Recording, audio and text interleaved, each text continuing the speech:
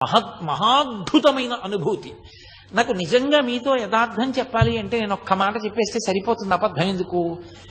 నాకు ఉత్తర క్షణం ఈ 2 మైకులు ఇలా తోసేసి కిందకి దిగి సావర్లకోట వెళ్ళి ఏ రైలు ఉంటే ఆ రైలు ఎక్కి వెళ్ళిపోవాలనుంది తిరువണ്ണామలై.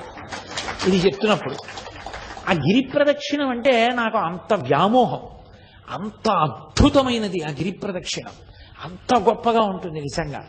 అది అందున తెల్లవారుజాము సమయంలో ప్రదక్షిణం చేస్తే ఆ లేత సూర్యకిరణాలు పడుతున్నప్పుడు చూడాలి.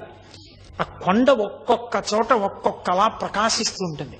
ఆ లేలేత సూర్యకిరణాల్లో ప్రదక్షిణం చేస్తూ వెడుతుంటే మనం చెయ్యగలిగిన ధర్మకార్యం చేస్తూ భగవన్నామం చెప్తూ కూర్చుంటూ లేస్తూ తిరుగుతుంటే ఎంత ఆనందంగా ఉంటుందో నిజంగా గిరి ప్రదక్షిణం.